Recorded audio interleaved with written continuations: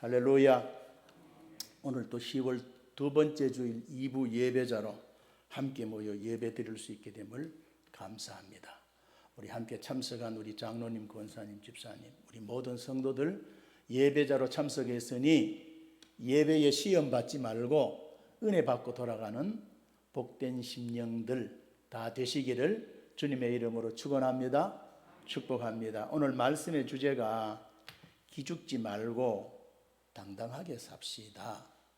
말씀의 제목이 좀 그합니다만은 오늘 이 주제를 가지고 제가 잠시 정말 어려운 이 시국 가운데 삶을 살아가는 우리 믿음의 백성들, 하나님의 아들과 딸 된 저와 여러분들이 정말 하나님 보실 때에 하나님의 자녀답게 멋있게 당당하게 살아가는 저와 여러분들이 되시기를 주님의 이름으로 축원합니다. 축복합니다. 2020년은 전 세계적으로 이 크게 유행한 이 중국 우한에서 발생한 이 바이러스, 그래서 그 이름을 왜 코로나19로 했는지는 저는 잘 모르겠습니다만은 이 코로나19의 충격은 정말 적지 않았습니다. 전 세계가 격리와 폐쇄에 들어가고 우리나라도 이것을 단계를 막 높이다가 지금 좀 낮추고 이제 이런 단계예요. 지금 유럽은 점점 더 심해지고 있다 그러죠. 그래서 전 세계가 격리와 폐쇄에 들어갔고 전염병에 대한 위험은 누그러지더라도 인적 피해나 경제적 피해는 아마 한동안 동안 이것이 아마 계속될 것 같습니다. 코로나19 이전에 세계 경제는 정말 좋았습니다. 우리나라도 꽤 괜찮았습니다. 일자리는 그런대로 일할 만한 곳이 들어 있었습니다. 특별히 미국, 중국 같은 나라는 엄청난 경제 성장을 경험하기도 했습니다. 그러던 어느 날 보이지 않는 적이 우리 삶에 찾아왔고 모든 상황은 뒤바뀌게 되었습니다. 우리의 삶의 굴곡은 이전에 우리가 바라보지 못했던 방식으로 우리가 극복할 수 없을 것 같은 도전으로 우리 앞에 찾아왔습니다.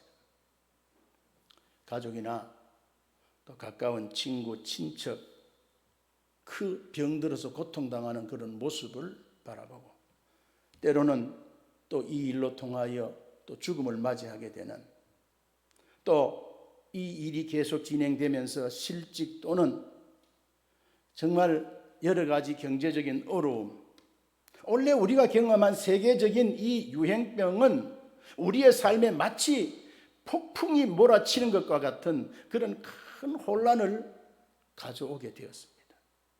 그와 함께 모든 위기는 고통스럽지만 오늘 여기에도 분명히 우리가 알지 못하는 교훈도 여기에 숨겨져 있습니다. 우리의 삶이 외부적인 요소에 의해서 중단될 때 우리 하나님께서 일하심을 우리가 발견할 수 있습니다. 자, 오늘 본문 말씀 이 스바냐, 목사님 성경에 스바냐라고 하는 성경도 있었습니까? 스가랴라는 말은 들어봤는데 혹시 그런 분은 없겠죠? 자, 오늘 여기에 스바냐, 오늘 이 본문에 보면은 이 남쪽 유다 나라, 그 유다의 역사의 등불이 막 그냥 꺼져가는 그런 시국입니다. 그러니까 이때가, 이 말씀이 기록될 때가 언젠가 하면 예수님께서 2000년 전에 이 땅에 예수님 오시기 600년 전, 626년 전에 그 남쪽 유다를 통치했던 왕이 요시야 왕입니다.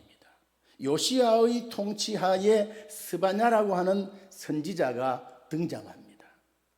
오늘 본문에 등장하는 스바냐 선지자는 예레미야와 함께 유다와 예루살렘에 이 말 앞으로 내려질 심판을 예언하는 심판의 예언자였습니다. 스바냐 선지자의 예언은 하나님의 날, 여호와의 날이 주제입니다. 그래서 스바냐서는 1장 2장에서는 유다 나라의 멸망에 대해서 예언합니다. 이 나라가 망한다는 거예요. 하나님의 진노가 임한다는 겁니다. 그리고 갑자기 이제 1장 2장에서 그렇게 멸망에 대해서 예언을 하다가 갑자기 3장에서는 그 반전을 합니다. 스바냐 3장 14절에 보면은 멸망이 눈앞에 있는 유다 백성들에게 이렇게 말합니다. 시온에 따라 노래할지어다. 이스라엘아 기쁘게 부를지어다. 예루살렘 따라 전심으로 기뻐하며 즐거워할지어다. 여러분 집에 가셔서 1장 2장을 읽어보세요. 노래할 그런 환경이 아닙니다. 기뻐할 그런 처지가 아닙니다. 즐거워할 그런 상황이 아닙니다. 그런데 왜 선지자 스바냐는 멸망을 예언하다가 갑자기 기뻐하라고 외치고 있을까요? 그것은 스바냐 오늘 우리가 읽지 않은 이 3장 거기 우리 14절 바로 위에 13절에 보면은 여기 이런 말씀이 있습니다. 이스라엘의 남은 자라는 자들이 있습니다. 남은 자는 악을 행하지 아니하며 거짓을 말하지 아니하며 입에 거짓된 혀가 없으며 먹고 누울지라도 그들을 두렵게 할 자가 없으리라 그랬어요. 여기 남은 자 때문입니다. 이 정말 절체절명의 위기 가운데서 하나님께서 지금 그들은 두려움과 공포 가운데 절망하고 낙심해야 될 그 상황 가운데 선지자가 갑자기 시온에 따라 노래를 불러라. 이스라엘아 기뻐하여라. 예루살렘 따라 전심으로 기뻐하며 즐거워할지어다라고 외쳤는데 그 외침에는 바로 오늘 13절에 등장하는 남은 자들 때문입니다. 모두가 타락의 우상 숭배에 빠진 상황 속에서도 그 어려움 가운데 믿음을 지키고 하나님을 잘 섬기는 남은 자들을 하나님이 바라본 겁니다. 스바냐 선지자는 이스라엘의 역사 중에 가장 절망적인 상황 속에서 남은 자들, 즉 믿음을 지키며 하나님 앞에 나와서 예배하는, 하나님만을 바라보고 하나님만을 믿는, 오직 하나님만 의지하는 자들이 있었기에 희망을 노래하는 겁니다. 오늘 저와 여러분들이 살아가는 시국이 제가 조금 전에 말씀했던 것처럼 참 어렵잖아요. 힘들고 문제 많은 그와 같은 낙심하고 절망할 수밖에 없는 이러한 비참한 상황 가운데 오늘 보세요.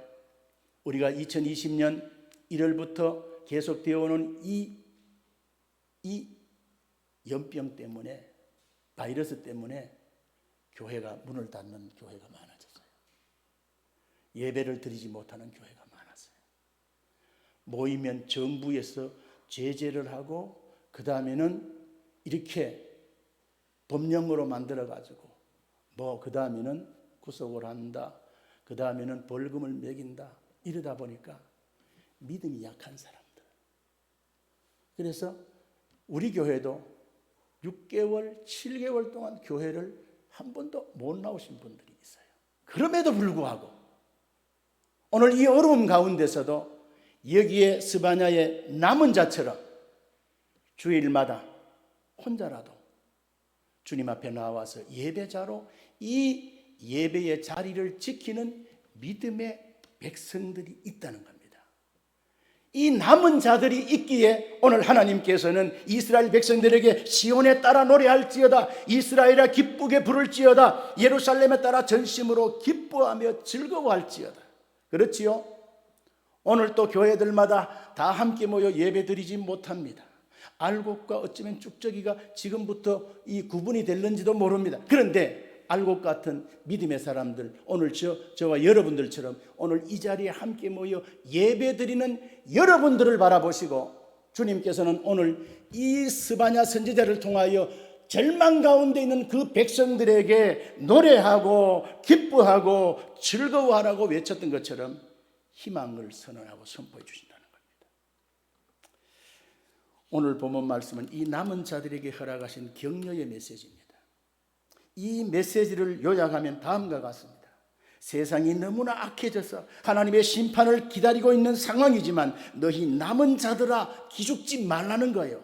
오늘 여기 16절에 기록된 말씀에 보면 하나님께서 그날에 사람이 예루살렘에 이르기를 두려워하지 말라, 시온아 내 손을 늘어뜨리지 말라고 말씀하죠. 여기에 내 손을 늘어뜨리지 말라는 말이 공동번역에서는 기운내라는 거예요. 기운을 내라는 말씀으로 번역되어 있고, 이 말씀을 힘을 내라, 기죽지 말라는 말씀으로 그렇게 해석해도 무관합니다. 그 당시 남은 자들에게 주어진 하나님의 메시지는 이 시대를 살아가는 우리 성도들에게, 그리스도인들에게 주어진 또 하나의 새로운 약속입니다.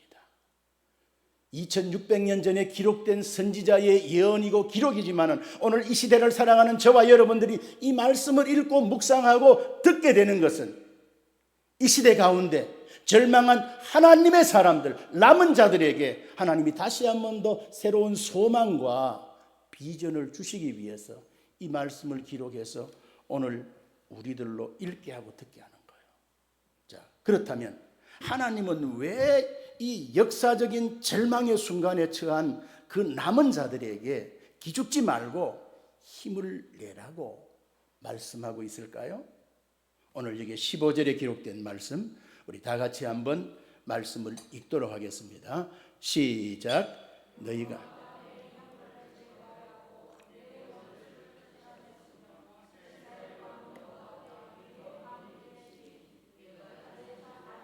화를 당할까?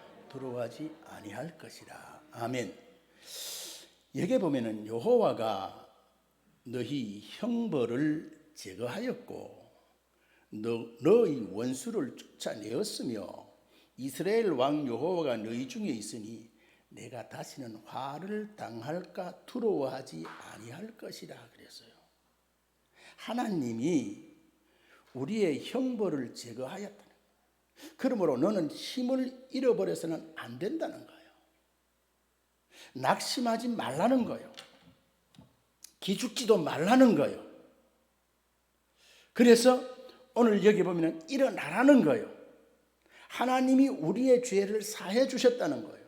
그러니까 오늘 첫 번째는 하나님이 그들의 모든 죄를 다 용서해 주셨으니, 죄 용서함 받았으니 기죽지 말고 힘을 내라고 말씀하는 거예요. 사랑하는 장흥성도 여러분, 우리는 아담의 원죄와 우리의 자범죄로 허물과 죄로 죽어 심판받아 저 영원한 지옥 불바다에 떨어져야 마땅한 자들임에도 불구하고 오늘 저와 여러분들은 예수를 믿음으로, 오늘 또 믿음으로 예배 자리에 나와서 십자가 보혈의 은혜를 덧입고 우리가 한 주간 지은 죄를 주님 앞에 우리가 고백할 때, 자백할 때 하나님께서 우리의 모든 죄를 다 씻어주시고 용서해 주신 줄 믿으시기 바랍니다. 믿음의 사람들이 가장 위축될 때가 여러분 언제입니까? 저는요, 목사이기 때문에 때로는 마음으로, 이 생각으로, 때로는 입술로, 때로는 가정에서 부부간의 어떤 갈등 때문에 그 다음에는 또 이렇게 때로는 폭언과 또 그 다음에는 그런 부부 싸움으로 이런 죄를 어떻게 짓고 있으면은 마음이 답답해요. 불안해요. 기도가 안 돼요. 그래서 제가 살아가면서 이 목사로서 가장 위축될 때가 내가 말씀대로 살지 못하고 내가 하나님 앞에 범죄할 때요. 범죄할 때.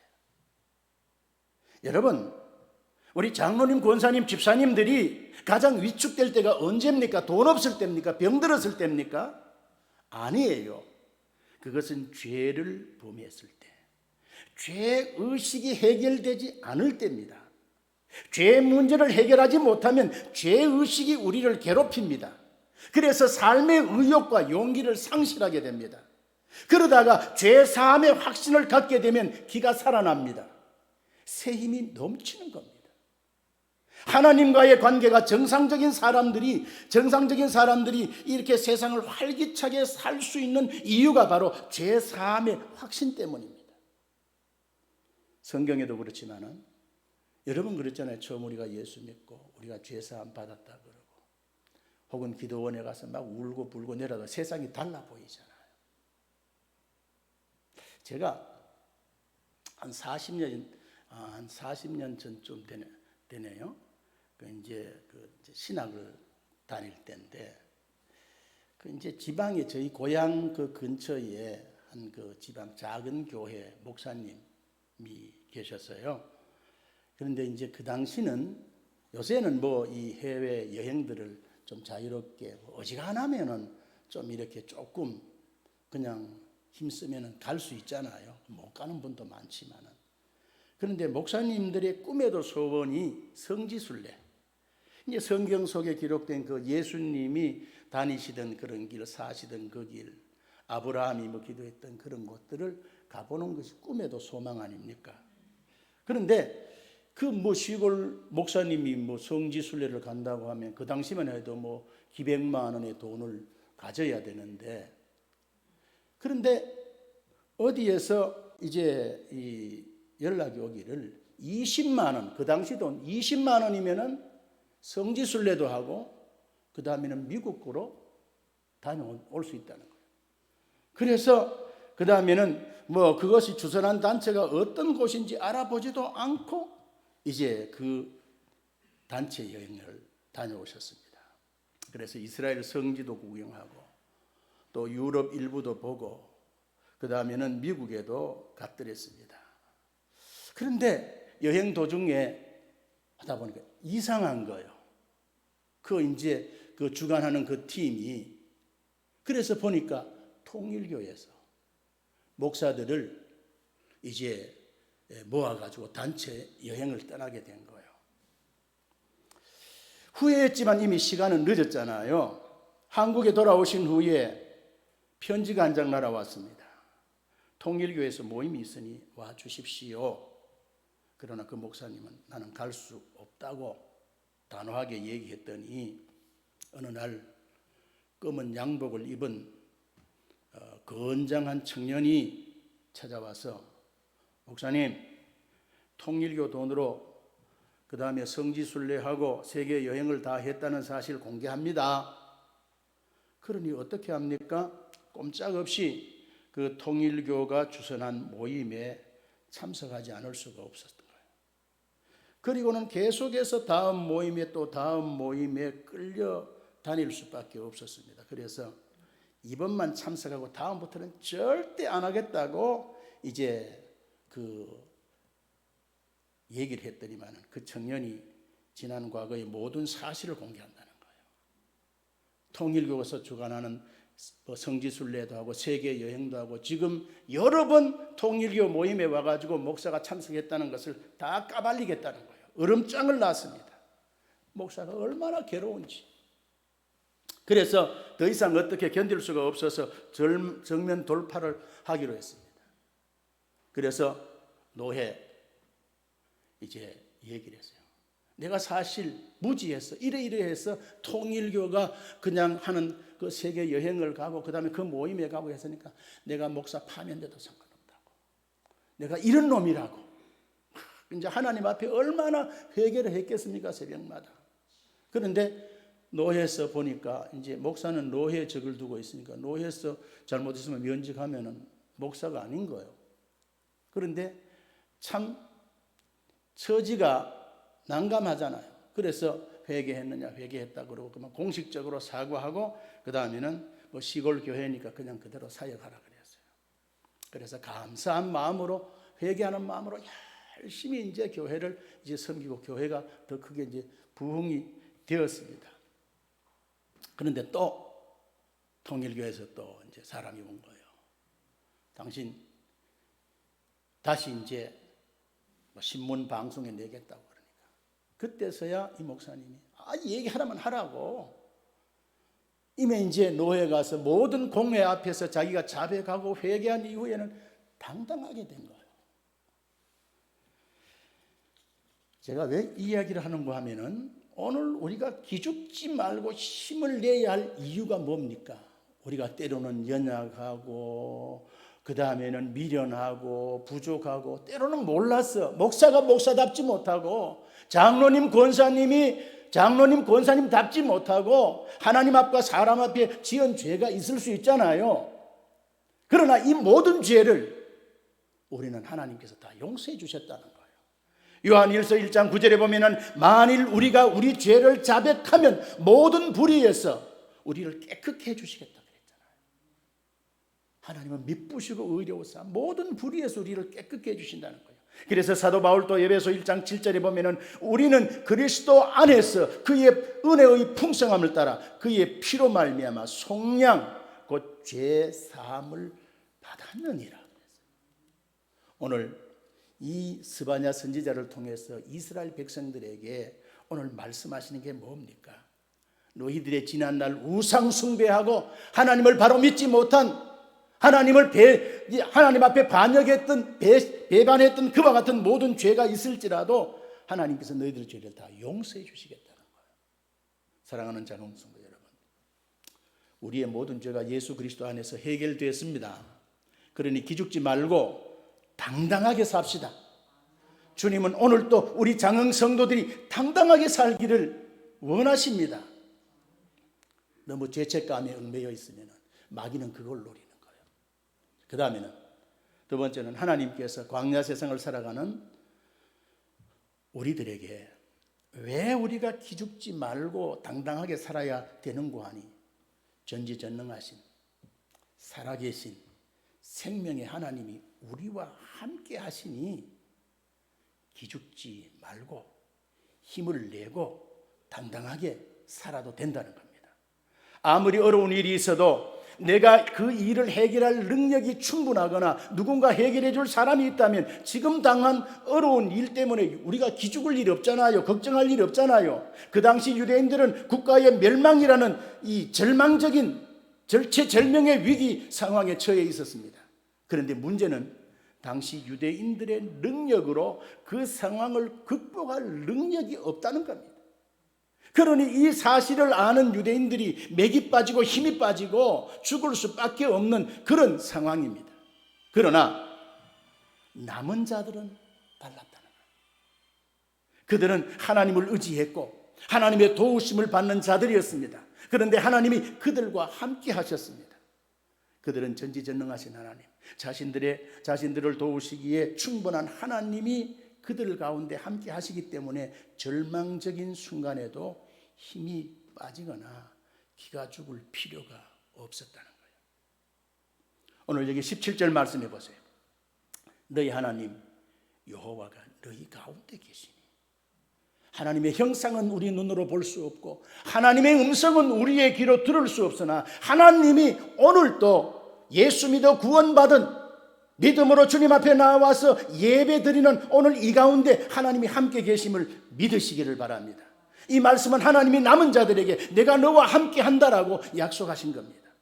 우리 하나님은 하나님의 백성들이 어려움을 당하거나 절망 가운데 빠질 때 하나님이 함께 하신다는 믿음 하나만으로 용기를 내기를 원합니다. 그래서 이스라엘 백성들은 어려울 때면 하나님이 함께 하신다는 그 약속을 늘 그들의 마음에 상기시켰던 겁니다. 그래서 여호수아 1장 9절에 보면 이런 말씀이 있죠. 잘 아는 말씀. 강하고 담대하라. 두려워하지 말며 놀라지 말라. 내가 어디로 가든지 동쪽으로 가든지 서쪽으로 가든지 서울로 가든지 지방으로 가든지 어디로 가든지 내 하나님 여호와가 너와 함께 하느니라고 말씀하셨습니다. 광야 40년을 지나고 요단강을 건너 이제 가나안 땅에 들어갈 때에 저기는 가나안 7족이 있는데 우리가 저들을 어떻게 대적할까? 여호수아가 두려움과 공포 가운데 빠졌을 때에 하나님께서 강하고 담대하라. 내가 너와 함께 하잖아. 놀랄 것 없어. 내가 네 하나님이야. 내가 너를 굳세게 참으로 너를 도와준다는 거예요. 이사야 41장 10절에도 보면은 그렇게 말씀하죠. 선지자 이사야 그 백성들에게 두려워하지 말라. 내가 너와 함께하라. 놀라지도 말라. 나는 내 하나님이 됨이라. 내가 너를 굳세게 하리라. 참으로 너를 도와주리라. 참으로 의로운 오른손으로 너를 붙들고 있다는 거예요. 이스라엘 백성들이 두려워하지 말고 담대해야 할 이유가 누가 함께 하시기 때문에? 하나님이 함께 하시기 때문에.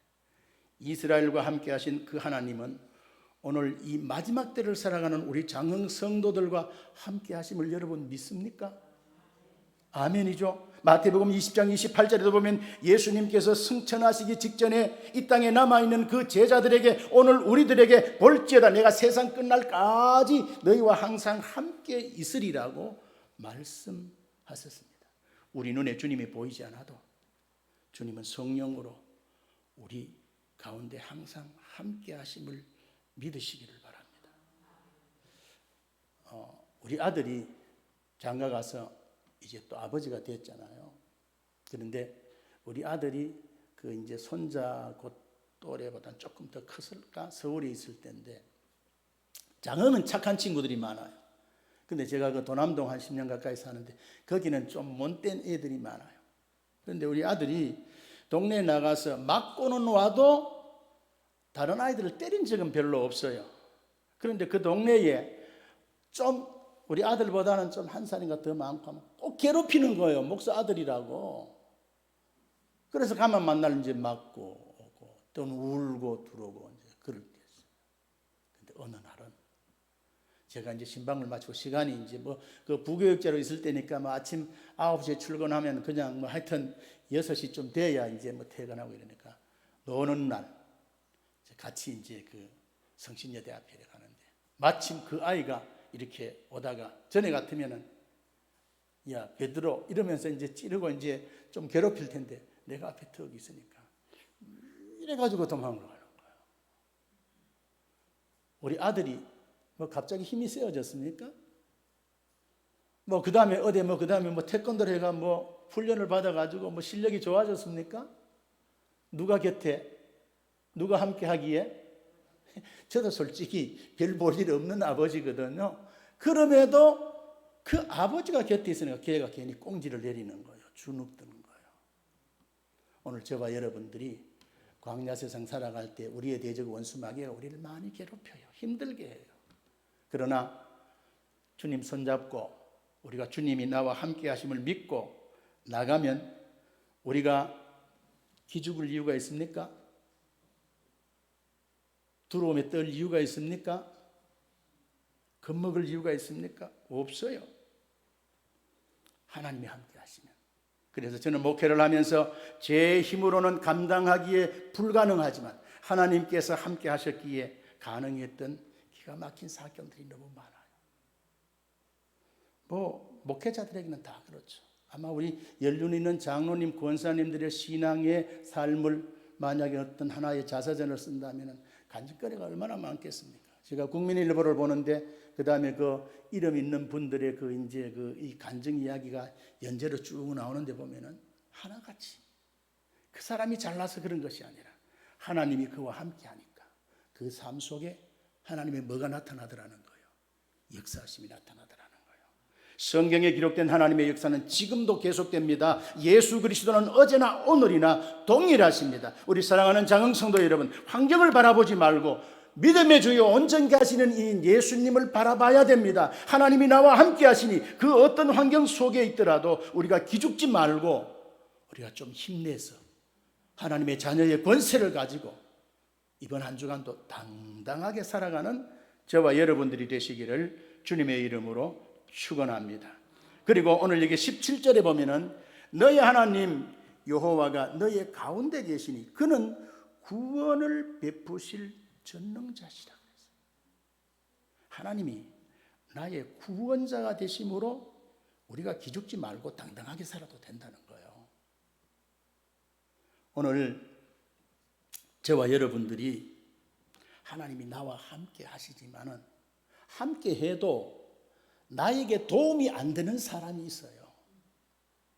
내가 길을 가다가 넘어졌는데 내 힘으로는 일어날 수 없어요. 그런데 나와 함께하는 사람이 나를 도와주지 못하는 힘없는 사람이 함께하면 아무런 나에게 도움이 안 돼요.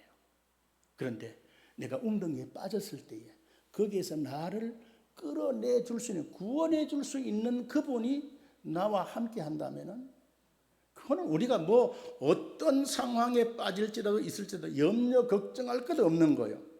오늘 바로 그 이야기입니다. 여기에 나의 구원자라는 것은 하나님이 우리가 건강이나 물질이나 환경이나 우리의 삶의 여러 가지 삶의 현장의 어려운 문제, 내 힘으로 극복할 수 없을 때에 하나님이 그 가운데서 우리를 구원해 주신다는 그 하나님이 누구의 하나님이다? 나의 하나님이다. 우리의 하나님이라는 거예요. 그래서 고린도후서 1장 10절에 보면 사도 바울은 그렇게 고백합니다. 그가 이같이 큰 사망에서 우리를 건지셨고 또 건지실 것이며 이후에도 건지시기를 그에게 바라노라, 기도하노라. 뭔 말입니까? 큰 죽음에서 우리를 건져주셨대요. 지옥에서 건져주셨대요. 또 앞으로 우리가 넘어질 때도 건져주신대요. 이후에도 건지시기를 우리가 뭐 하라는 거예요? 그분에게 바라라는 거예요. 기도하라는 거예요. 이스라엘 백성들은 애굽에서 구원해 주신 하나님은 광야 생활에서 만나는 수많은 어려움 속에서도 이스라엘 백성들을 구원해 주셨어요. 그리고 가나안에서 만났던 여러 가지 힘들고 고통스러운 상황에서도 그들을 구원해 주셨어요. 사랑하는 장흥성도 여러분, 기죽지 맙시다. 힘들고 어렵지요? 힘을 내시기 바랍니다. 당당하게 사시기 바랍니다. 하나님이 오늘 우리 장흥성도들과 함께 하십니다. 그리고 하나님께서 우리들이 당하고 있는 모든 괴로움에서 구원의 역사를 베풀고 계십니다. 성경 속에 이런 이야기는 수도 없이 많습니다. 지금도 선교 현장에서는 성경 속에 일어난 기적들이 하나님의 역사는 지금도 계속되고 있습니다. 기적의 하나님, 능력의 하나님이 우리를 구원하십니다. 우리도 열심히 부르짖어 하나님의 구원을 삶 속에서 체험하는 한 주간이 되시기를 주님의 이름으로 축원합니다. 축복합니다. 우리 17절에 기록된 말씀 우리 다 같이 한 번 더 읽도록 하겠습니다. 시작.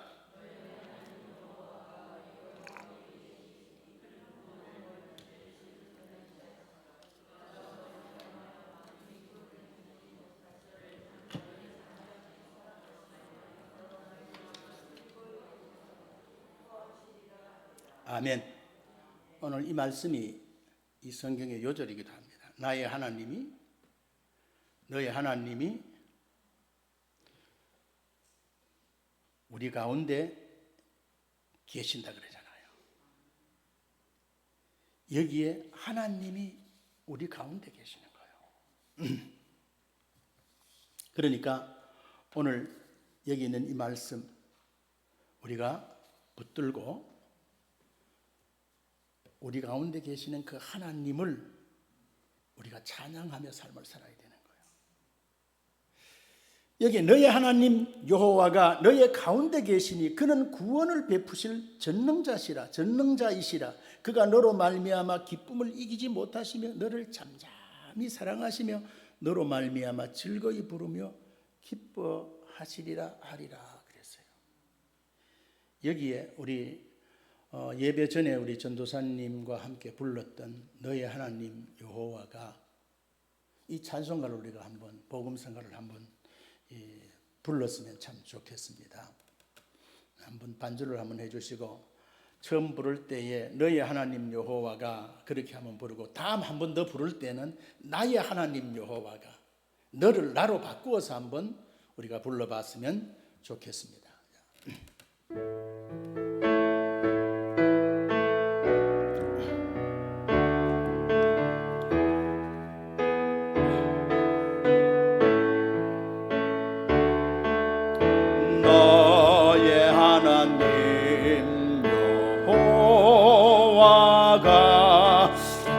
너의 가운데 계시니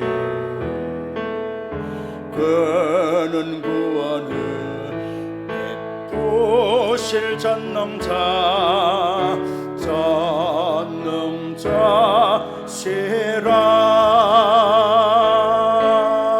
그가 너로 인하여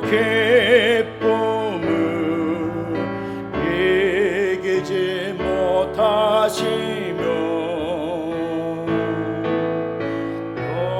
너를 잠잠히 살아 하시며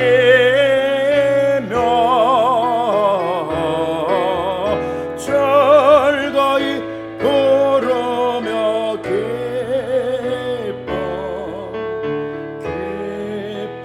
기뻐하시니 너를 나로 바꿔서 한번 더 합니다. 나의 하나님 여호와가 나의 가운데 계시니 그는 구원을 베푸실 전능자시라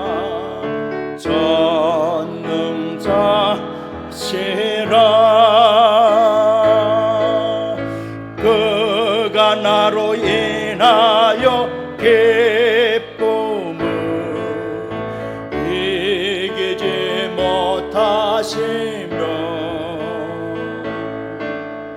나를 잠잠히 살아 하시며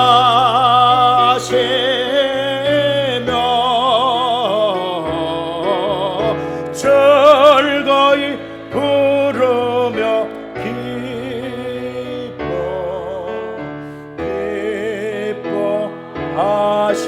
기뻐하시리라. 할렐루야. 여러분 어떻습니까? 감격이 됩니까? 감동이 있습니까? 저와 여러분이 예수 그리스도로 이 그리스도를 믿는다면 그 말씀에 내 자신을 넣고 우리가 충분히 그렇게 우리가 노래 부를 충분한 자격이 있습니다. 너가 아니라 나의 하나님 여호와. 하나님이 하나님이 나를 얼마나 사랑하시는지 나로 말미암아 기쁨을 이기지 못한다는 거예요. 우리 장로님, 권사님, 집사님들을 바라보시면서 하나님이 어떻게 기쁨을 이기지 못한다는 거예요. 이 말씀을 현대어 성경에서는 이렇게 풀어 해석하고 있습니다. 그가 너를 맞이하여 환호성을 올리며 기뻐 뛰시는 모습이 마치 명절 잔치 때와 같으리라. 그렇게 번역을 합니다. 요새는 지금 이 코로나 때문에 신방도 못하지만 이제 원래는 지금 10월 달에 대신방을 해야 되는데 어느 목사님이 이제 대신방 때 어느 집사님 댁에 이제 가서 이제 예배를 드리고 이제 식사를 하려고 기다리는데 그 아이가 오줌이 마렵다고 하니까 그 권사님이 밥그릇을 그 아이 할머니가 밥그릇을 갖다가 그 다음에는 대가지고 이제 오줌을 받는 거예요. 그래서 그 권사님이 웃으시며 하는 말이 사랑하는 이 손주가 눈에 넣어도 안 아픈데 그래서 손주가 넣은 오줌인데 어떠냐 하더라는 식이요. 물론 그래서 다시 씻고 해서 거기에 밥을 받아 먹을까요? 안 받아 먹을까요? 할머니도 그렇고 또 부모도 그런데 우리 하나님은 어떻게 해요? 독생하신 예수님을 우리 대신에 이 땅에 보내서 살찌고 피 흘려 생명을 대가로 취급했어요. 예수님하고 우리는 맞바꾼 존재예요. 그러니까 하나님께서 저와 여러분 한 사람을 바라보실 때 얼마나 그냥 이쁘고 귀엽고 사랑스럽고 그러겠어요. 그러니까 우리가 그걸 안다면은 우리가 이 찬송을 그렇게 불러도 괜찮아요. 그래서 시편 27편 10절에 내 부모는 나를 버렸으나 여호와는 나를 버리지 않는데요. 부모는 나를 버려도 여호와 하나님은 나를 영접하신대요. 그러니까 이렇게 사랑하니까 우리가 기죽지 말아야 돼요. 주눅 들지도 말아야 돼요. 그리고 오늘 여기에 20절에 기록된 이 말씀 읽고 오늘 말씀 마치겠습니다. 우리 다 같이 20절에 기록된 이 마지막 절 말씀 함께 봅니다. 시작. 내가 그때에 너희를 이끌고 그때에 너희를 모을지라. 내가 너희 목전에서 너희의 사로잡힘을 돌이킬 때에 너희에게 천하 만민 가운데 명성과 칭찬을 얻게 하리라. 말씀입니다. 이 말씀이 오늘 함께 예배드리는 우리 장흥 성도들에게 그대로 임하게 되기를 주님의 이름으로 축원합니다. 오늘 여기 마지막으로 하나님께서 인생 역전 인생을 여기에 보장하고 있다는 거예요. 지금은 우리가 아프고 어렵고 힘들고 사건 사고 문제 가운데 있지만 하나님 이걸 뒤집어 버린다. 인생 역전을 시킨다는 거예요.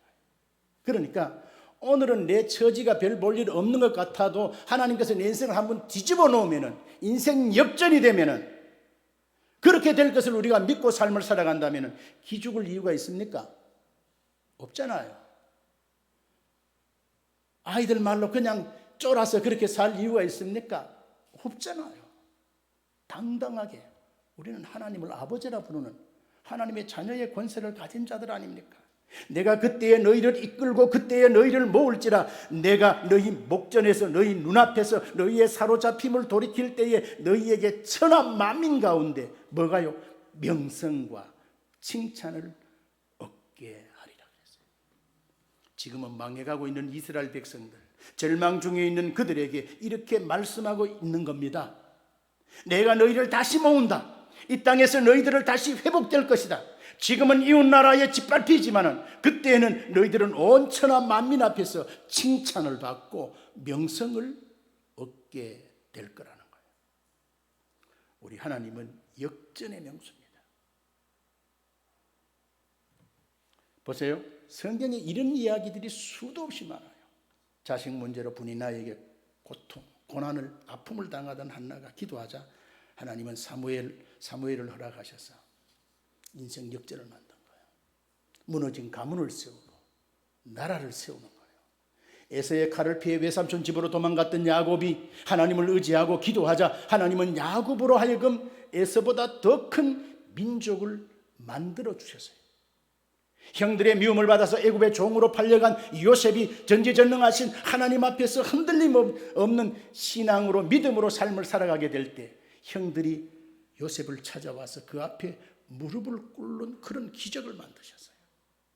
사울은 다윗을 죽이기 위해서 칼을 갈고 군대를 동원해서 그를 따라다니면서 죽이려고 애를 썼으나 하나님은 다윗을 점점 강성하게 하셔서 사울의 왕관을 다윗의 머리에 씌워주셨어요.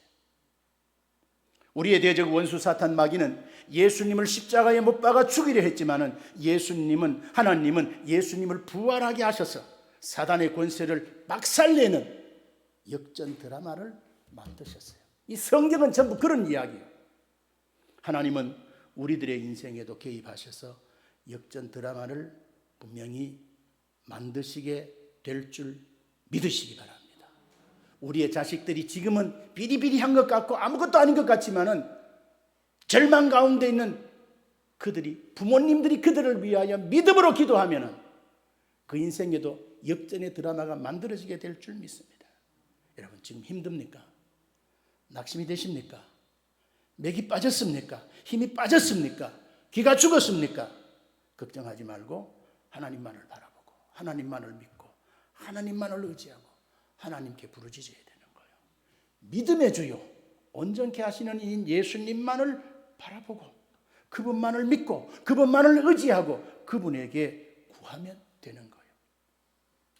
전지전능하신 하나님이 우리의 인생에도 우리의 삶에도 다시 한번 역전시킬 그런 날을 기다리고 계실 줄 믿습니다. 그렇게 되기를 주님의 이름으로 축원합니다. 자, 우리 사랑하는 장흥 성도 여러분, 오늘 저와 여러분들이 기죽지 말고 당당하게 오늘의 이 현실을 살아갈 수 있는 그 이유는 하나님이 우리들을 용서했다는 것 아닙니까? 하나님이 우리와 함께 한다는 것 아닙니까? 하나님은 그 어떤 어려움 속에서도 우리를 반드시 구원해 주신다는 것 아닙니까? 그리고 그분이 우리를 미워하는 것이 아니라 사랑한대요. 그래서 하나님은 우리들의 인생도 오늘의 현실도 반드시 하나님이 한번 뒤집어 놓게 될 줄 믿습니다. 거기에 저와 여러분들이 주인공이 되기를 주님의 이름으로 축원합니다. 오늘도 하나님은 우리 아버지입니다.